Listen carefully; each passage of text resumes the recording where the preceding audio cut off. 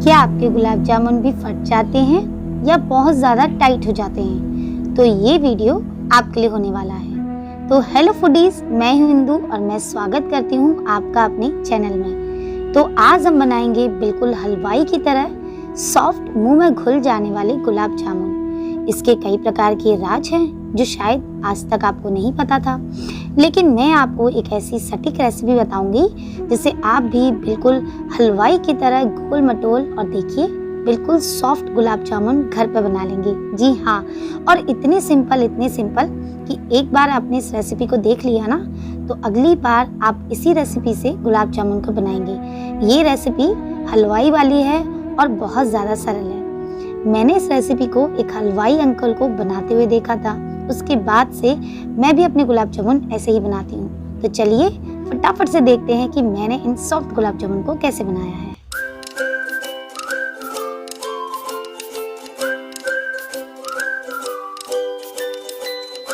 तो चलिए सॉफ्ट गुलाब जामुन बनाने की रेसिपी को करते हैं स्टार्ट। तो यहाँ पे मैंने आधे लीटर दूध का इस्तेमाल किया है। आप चाहें तो गाय भैंस किसी भी दूध का इस्तेमाल कर सकते हैं। तो हलवाई लोग ना छेने पाउडर का यूज़ करते हैं या फिर कभी कभी पनीर का इस्तेमाल करते हैं, और हम लोग बना रहे हैं छेना यानी घर पर पनीर। पनीर थोड़ा हार्ड रहता है जिसको स्मूथ करने में थोड़ा सा समय लगता है, इसलिए मैं प्रेफर करती हूँ कि मैं पनीर को घर पर बनाती हूँ। तो दूध को हमने बहुत अच्छे से उबाल लिया है और इस वक्त देखिए मैंने गैस को कर दिया है बंद, क्योंकि अगर हम उबलते हुए दूध को फाड़ेंगे ना तो होगा ये कि आपका पनीर बनेगा टाइट और आप बोलोगे कि इंदु ने मुझे बताया नहीं। इंदु ने बताया था। तो हमको 5 मिनट दूध को ठंडा कर लेना है और नींबू और पानी को मिक्स करके मैंने इस दूध को फाड़ा है जब तक जो हमारा पनीर है वो अलग नहीं हो जाएगा और पानी अलग नहीं हो जाएगा। देखिए अब आपको दिख रहा होगा। और अगर आपका दूध फाड़ने में थोड़ा सा समय लग रहा है तो आप थोड़ा सा मिश्रण इसमें और डाल सकते हैं। यहाँ पे मैंने 1 नींबू का इस्तेमाल किया है और उसमें उतना ही नींबू का रस था उतना ही पानी, दोनों को मिक्स कर लिया था। आप विनेगर का भी इस्तेमाल कर सकते हैं। अब हमने एक छन्नी ली है और उसके ऊपर रखा है एक सॉफ्ट कॉटन का कपड़ा, और इसमें अब हम अपनी छेने को डाल देंगे और इसको धुलना बिल्कुल भी ना भूलें क्योंकि ये खट्टा है, इसमें हमने नींबू डाला था।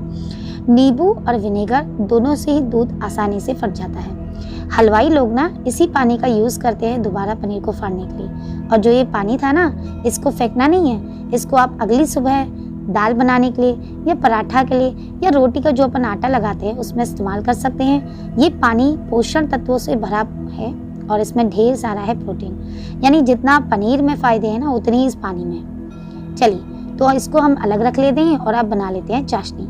यहाँ पे जितना आपका खोआ है ना उससे दुगनी चाशनी लगती है। मैंने थोड़ी सी कम ली है क्योंकि बाद में ना जो हमारी चाशनी है वो बच जाती है। 3 कटोरी के समथिंग मेरा खोआ था। मैंने यहाँ पे मेजरिंग कप का इस्तेमाल किया है, आप किसी भी कटोरी का इस्तेमाल कर सकते हैं। तो अगर आपका 3 कटोरी खोआ है इसका मतलब 6 कटोरी चीनी लगेगी, लेकिन मैंने थोड़ी सी कम रखी है। अब यहाँ पे चीनी मेरी थोड़ी सी गंदी लग रही थी तो उसके लिए भी एक मैजिक है। यहाँ पे हलवाई लोग डालते हैं दूध। दूध से होता ये है कि जो भी चीनी की गंदगी है वो ऊपर आ जाती है। भाई ये कैसे आ जाती है? क्योंकि दूध शक्कर के साथ मिलते ही फट जाता है, और जैसे ही वो फटता है देखा सारी गंदगी ऊपर आ गई। बस एक करछी बोल लो, चम्मच बोल लो, इसकी सहायता से हमें हटा लेना है। बहुत आसानी से ये हट जाती है और सारे हलवाई इसको ज़रूर करते हैं। अगर आपकी चाशनी बिल्कुल भी काली नहीं दिख रही है तो इसको आप स्किप कर सकते हैं, ज़रूरी नहीं है इसको डालना। मुझे थोड़ी सी शक्कर मैली दिख रही थी इसलिए मैंने डाल दी। अब देखिए मैं यहाँ पर डाल रही हूँ इलायची। इलायची को मैंने अच्छे से कूट लिया है और इसके छिकले मैं बिल्कुल नहीं हटाती हूँ क्योंकि इसकी खुशबू मुझे बहुत अच्छी लगती है। उसके बाद यहाँ डाल रही हूँ नींबू रस। अब आप ये सोच रहे होंगे कि नींबू इसमें रस क्यों डाल रहे हैं? क्योंकि नींबू के रस से जो चाशनी आपकी जमती नहीं है, यानी कि क्रिस्टल नहीं पड़ते हैं और इससे कोई भी दिक्कत नहीं आती। मैं एक चीज़ आपको और बोलना चाहूँगी कि चाशनी हमें किसी तार की नहीं बनानी। जी हाँ, ये चीज़ आज तक आपको किसी ने नहीं बताई होगी। देखिए चिपचिपी सी चाशनी है, बस इतनी ही देर तक इसे पकाना है। थोड़ी सी मैंने केसर डाली है और हाँ थोड़ा सा मैं इसमें डालूंगी गुलाब जल। आप बोल रहे होंगे गुलाब जल? जी हाँ, आपने देखा होगा कि हलवाई लोग गुलाब जल जरूर डालते हैं। भाई गुलाब जामुन, उसका नाम ही गुलाब जामुन है, गुलाब जल ना डालो तो क्या मतलब है? एक चीज मैं और बोलना चाहूंगी कि जब हमारी चाशनी बने तो उसको एक तार का बिल्कुल भी नहीं बनाना है, क्योंकि हलवाई लोग क्या करते हैं ना कि पहले इसको कम तार वाली यानी चिपचिपी चाशनी में डालते हैं। इससे वो जूस अपना बहुत अच्छे से पी लेता है और उसके बाद एक तार की चाशनी में से डालते हैं। इससे होता ये है कि आपके गुलाब जामुन बिल्कुल सॉफ्ट हो जाते हैं। 2-2 बार की चाशनी कौन बनाएगा, इसलिए मैंने सिर्फ चिपचिपी चाशनी बनाई है, यानी कि शुगर सिरप मैंने एक तार का नहीं बनाया। इससे ही मेरे गुलाब जामुन अंदर तक रसीले बनते हैं। अब मैंने खोआ लिया है, बताया था आपको 3 कटोरी, तो इसको पहले हमें हाथों से बहुत अच्छे से मल लेना है। अगर आप थोड़े से आलसी हैं तो आप इस तरीके से ग्रेटर से इसको बिल्कुल ग्रेट कर सकते हैं। बिल्कुल भी दानेदार खोआ नहीं होना चाहिए। ये मेरा घर का खोआ है, इसीलिए थोड़ा सा दानेदार था। आप कोशिश कीजिए कि मार्केट से या घर से जो भी खोआ लीजिए बिल्कुल सॉफ्ट लीजिए, क्योंकि गुलाब जामुन के लिए जो खोआ होना चाहिए बिल्कुल सॉफ्ट होना चाहिए। मेरा घर का खोआ था और ज़्यादा थोड़ा सा डार्क हो गया था, इसलिए मुझे बहुत मेहनत करनी पड़ी। लेकिन जब भी आप घर में खोआ बनाएं तो बिल्कुल सॉफ्ट वाले खोए का ही इस्तेमाल करें गुलाब जामुन के लिए। इससे हमारे गुलाब जामुन बिल्कुल परफेक्ट बनते हैं। और मार्केट में जब आप खोआ लेने जाएं तो उनसे बोल दें कि हमें गुलाब जामुन वाला खोआ चाहिए। तो देखिए, इसको मैंने बहुत अच्छे से स्मूथ कर लिया है। अब हम यहाँ पे लेंगे छीना। अगर आप यहाँ पे पनीर का इस्तेमाल करेंगे तो उसको भी आपको ग्रेट करना पड़ेगा और बिल्कुल दाने खत्म करने पड़ेंगे, क्योंकि ये बिल्कुल सॉफ्ट छीना है और इसको मैंने अभी तत्काल बनाया था, तो ये बहुत आसानी से आराम से सॉफ्ट हो जाता है। कुछ हलवाई लोग आधा खोआ और आधा छीना को इस्तेमाल करते हैं, यानी कि 1 भाग आपके छीने का और 2 भाग खोए का। लेकिन मैंने थोड़ा सा छीना डाला है, बहुत ज़्यादा नहीं डाला है। छीने से आपके जो गुलाब जामुन है वो बिल्कुल सॉफ्ट बनते हैं, बिल्कुल मार्केट की तरह। ये राज शायद आपको आज तक नहीं पता होगा, लेकिन मैं हमेशा अपने गुलाब जामुन ऐसे ही बनाती हूँ और इससे मेरे गुलाब जामुन तो बनते हैं बिल्कुल सॉफ्ट। तो देखिए, डो भी हमारा बहुत अच्छे से लग गया है। लेकिन भाई, अब ये लगा नहीं है, इसको हमें बाइंड करने के लिए कुछ ना कुछ डालना पड़ेगा, और वो है मैदा। तो ये भी हमें बहुत सोच समझ के डालना है। घर में जब भी हम बनाते हैं गुलाब जामुन, हम इतना सारा मैदा उसमें डाल देते हैं जिससे वो टाइट हो जाते हैं। तो हमको थोड़ा थोड़ा बैच में से डालते जाना है। तो देखिए, अभी मैंने 4 चम्मच इसमें डाला है मैदा। इसको बहुत अच्छे से मिक्स करूंगी। बहुत कम क्वांटिटी में आपको मैदा डालना है, बल्कि आपको देख लेना है कि कितने मैदे से आपका बाइंड ये हो जा रहा है। ज़्यादा आप मैदा डालेंगे तो आपके गुलाब जामुन बनेंगे बिल्कुल टाइट। आपके गुलाब जामुन टाइट ना बने, इसके लिए मैंने यहाँ पे आधी चम्मच बेकिंग पाउडर डाला है। अगर आप सोडा डालने की सोच रहे हैं तो सोडा सिर्फ 1 चुटकी डलेगा, और सोडा ना इसमें नहीं डलता है, डलता है बेकिंग पाउडर। अगर आपके पास नहीं है तो आप 1 चुटकी सोडा डाल सकते हैं। तो इनको बहुत अच्छे से मैंने मिक्स कर लिया है। तो हमें इतना मिक्स करना है कि जब तक ये जॉइंट हो जाए। तो आपको दिख ही रहा होगा कि बहुत अच्छे से हो जा रहा है। इसका जो मिश्रण है ये बहुत अच्छे से मिक्स हो गया है। एक गोला हम बनाएंगे, मैं सिर्फ इसको देख रही हूँ, ये इसीलिए कि इसमें बिल्कुल भी क्रैक नहीं होना चाहिए।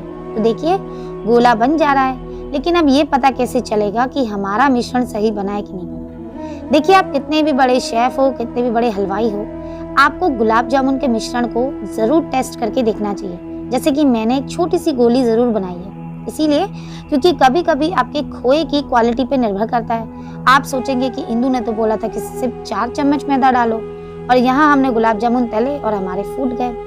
ऐसा नहीं होता है। कभी कभी आपके मैदे की क्वालिटी इतनी ज़्यादा अच्छी होती है कि सिर्फ 4 चम्मच में हो जाता है, या कभी कभी आपके खोए में इतना ज़्यादा घी होता है कि 4 चम्मच मैदे से होता नहीं है। इसलिए पहले आप जो भी कोई मिश्रण बनाएं उसमें मैदा कम डालें और एक गोली को तल के देखें। अगर वो तलने के तुरंत बाद नहीं फट रही है, इसका मतलब आपका मिश्रण बिल्कुल ठीक है। तो हमने चेक भी कर लिया। इसके बाद अब हम गोल गोल गुलाब जामुन बना लेंगे। आपको जिस भी साइज के बनाने हो, क्योंकि जिस भी साइज के आप गुलाब जामुन बनाएंगे, इससे बड़े हमारे गुलाब जामुन तलने के बाद और चाशनी में डालने के बाद हो जाएंगे। एक चीज का विशेष ध्यान दें कि आपको इसमें मिश्रण बहुत ज्यादा नहीं डालना है। दूसरी बात, आपको सॉफ्ट खोए का यूज करना है। मेरे पास ये खोआ हार्ड था, क्योंकि इसे मैं अपनी दीदी के यहाँ से लाई थी। जब हम अपनी दीदी के घर गए थे तो उन्होंने घर से हमें बना के दिया था। एक चीज और बोलना चाहूंगी, जब भी आप इसे तलें, सरसों के तेल में बिल्कुल ना तलें। घी में तलते हैं तो बहुत अच्छी बात है, लेकिन हर किसी के पास घी होता नहीं है, इसलिए मैंने तो इसे रिफाइंड ऑयल में तला है। आप चाहें तो बस वनस्पति घी में, जिसको डालडा बोलते हैं, उसमें भी इसे तल सकते हैं। किसी भी ऐसे ऑयल में से नहीं तलना है जिसकी स्ट्रॉन्ग स्मेल होती है। और इसको हमें अलट पलट के बहुत ही सावधानी पूर्वक से इसको हटाना है। देखो, मुझे बनाने का तरीका है, इसीलिए मैं इस चम्मच से इसको हिला ले रही हूँ। कभी कभी क्या होता है, जिनको आइडिया नहीं होता है ना, तो क्या होता है, हमारे जो गुलाब जामुन होते हैं फट जाते हैं। तो आप कढ़ाई को दोनों तरफ से पकड़ के इसको हिला डुला के इनको गोल गोल राउंड कर सकते हैं। जैसे ही हमारे गुलाब जामुन सिक जाएं डार्क हो जाएं, उसके बाद इसे तुरंत हमें चाशनी में डाल देना है। मैं एक चीज़ और बोलना चाहूँगी, अगर आप लोग ज़्यादा मीठा खाना पसंद करते हैं तो चाशनी आप पहले चिपचिपी वाली रखें और जब हमारे गुलाब जामुन 3 से 4 घंटे इस चाशनी में रह जाएं, उसके बाद आप इसे एक तार की चाशनी में डाल सकते हैं। लेकिन इतने सारे झंझट कौन करेगा भाई, हम तो नहीं कर सकते, इसलिए मैं सिर्फ चिपचिपी चाशनी का ही इस्तेमाल करती हूँ। देखिए कितने बढ़िया सॉफ्ट है, बल्कि इसे 15 मिनट ही हुआ है इसे अभी। तो लीजिए, बन गए हमारे गर्मा गर्म गुलाब जामुन, बिल्कुल हलवाई स्टाइल से। इसको आप बनाइए और मुझे कमेंट करके ज़रूर बताइएगा। आशा करती हूँ कि आज का वीडियो आपको अच्छा लगा होगा। अगर अच्छा लगा हो तो प्लीज़ मेरे चैनल को सब्सक्राइब कीजिए, इस वीडियो को ज़्यादा से ज़्यादा लाइक कीजिए और हाँ, इस वीडियो को ज़्यादा से ज़्यादा शेयर करना बिल्कुल भी ना भूलिए। मेरे अच्छे या बुरे कोई से भी कमेंट हो, मुझे सजेशन ज़रूर देना। मिलती हूँ नेक्स्ट वीडियो में, तब तक के लिए बाय, टेक केयर और हाँ, थैंक यू सो मच।